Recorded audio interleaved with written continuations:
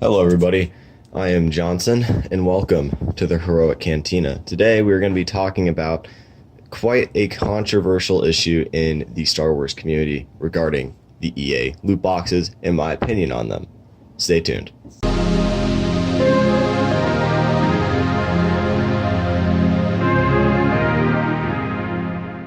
So, are the EA loot boxes as bad as everyone says they are? What I mean by that is, are they pay to win when they originally had the microtransactions, and do they provide better loot when paying for them? And are they really that bad compared to a lot of the other pay to win systems or even loot box systems out there? Well, my personal opinion is, I think a lot of people are blowing this out of proportion. I'm not supporting loot boxes. In fact, I don't prefer them. But it seems here EA has at least done this system right, and it's not that hard to really rank up in the game, even without buying them. You can buy them and you'll get more stuff, but they won't guarantee you better cards. Yeah, they'll give you cards, but it's one of those things. You can't just buy them and you're not going to get like the rarest card. You're going to need to accumulate more crafting parts and more things to actually upgrade those cards over time, which I found can be easily done by just playing the game. And I get it, people are going to say, well, yeah, you can play the game, or you can just buy these loot boxes. Well, the problem with buying these loot boxes is you can spend 40 bucks on them and get absolute crap.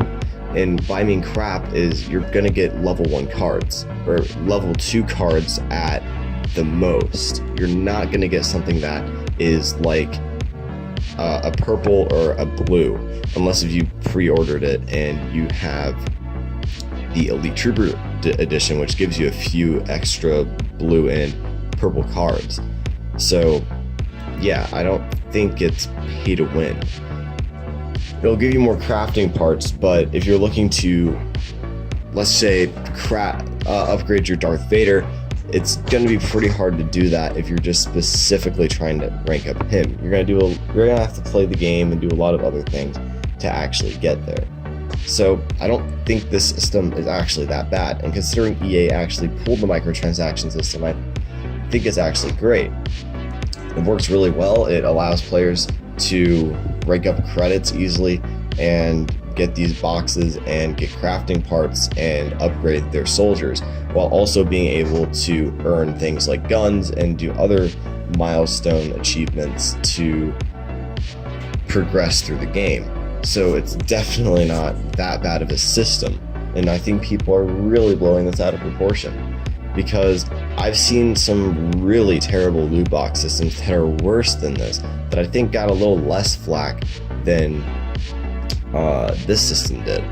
And if you notice it, this system didn't get flack until the fact being like Luke Skywalker and Darth Vader being 60,000 credits, which I happen to disagree with. I think it was a lot and it didn't need to be that much. So they lowered it and they listened to the community, which I'm happy they did, because it's a much lower price and it doesn't take that long to actually get them. I already have Luke and Vader unlocked, and I unlocked them in like the second day of playing, so it definitely isn't a bad system. So what system would I say is worse than this, or that I've seen has been way worse to the game, has negatively impacted the game? Well, I'm going to have to point out Halo 5's rec system. I'm not going to deliberately say this is pay to win, because it isn't in certain aspects, but it definitely made it a lot harder to gain things that you actually wanted cosmetically, like weapons or armor. It was really hard to get them, and it was really random, and you would get only 2 or so armors per pack, and it just became such a drag to even get enough points for a gold pack or multiple gold packs. It was just really hard, and it didn't make you have any sense of progression, because there was no sense of progression in the game. You didn't be able to look at something like, a Halo 2 battle rifle and say, I want that, I can go and do this and that and then get it. No, you're going to sit there and randomly open boxes until you get it. With this system, if you want a specific card, all you gotta do is open a pack and it'll give you crafting parts. automatically. Each pack gives you crafting parts, about 35 each, I think. So all you need to do is save them enough for 2 packs, and then you're able to get that card. It's easy. And then once you get enough cards, you'll rank up, and then you can upgrade those cards, or upgrade another card that you think may be better. So the system is actually pretty good when you look at it in the long run. So yeah, it really isn't that bad. And when you look at it, the community really didn't say anything about them in the beta, or hell, even anywhere else like Kotaku or any other government agency, which they're now talking about it, which is odd. Why now? Why on release? Why not during the beta give them the criticism, or even during something like the really early access playing, which is actually kind of where it started, but it didn't really heighten up until the release date, until it released. And my God, did people complain. I'm not saying complaining about something is bad, because if you're complaining about something that is of, you know, if it deserves flack, I don't think it's a big deal. But if you're complaining about something that really isn't that bad and it could be much, much worse, then yeah, I'm not supporting pay to win, because I don't like pay to win. I hated the Halo 5 rec pack system, which included microtransactions, and it just was such a bad system because you weren't guaranteed to get something out of it. With this, if I want to get a certain weapon, I know I can work up to it, and I'm guaranteed to get it.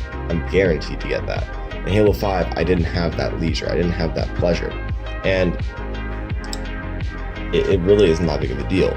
So when you look at it, what's the trade-off here?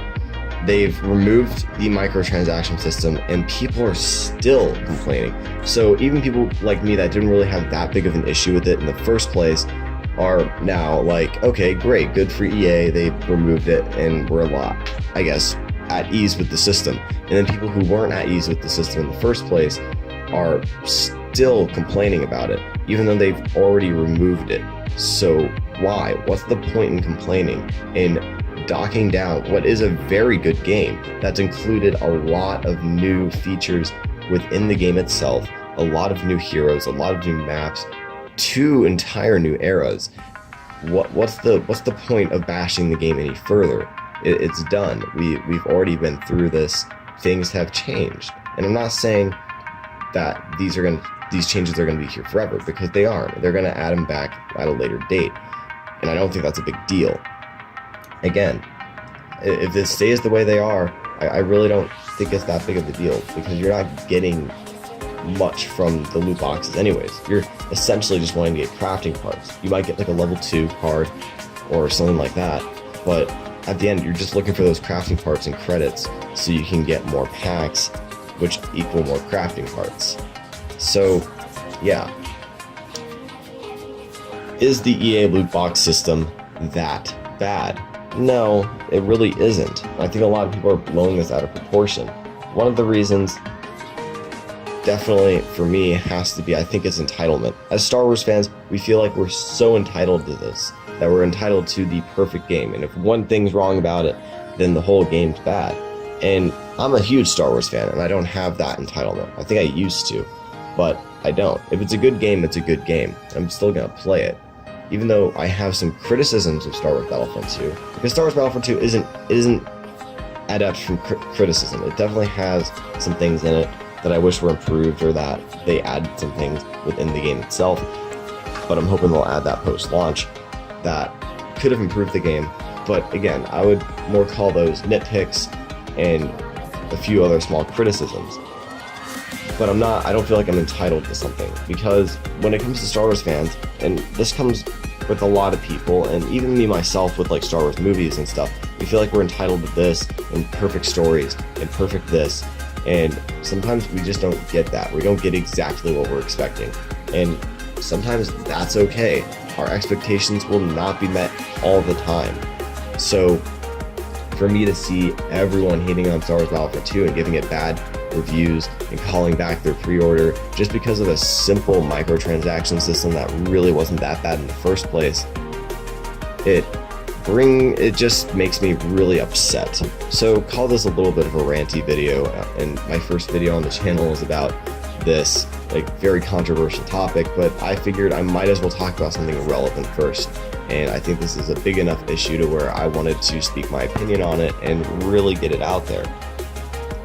So everyone, thank you for watching the video. I hope you enjoyed it. If you enjoy the content I'm bringing, make sure to subscribe, turn the notifications on, and like the video. Comment below on your opinions on this because, as always, I want to hear everyone's opinion and hopefully have an educated discussion on the topic. I hope all of you have a wonderful day.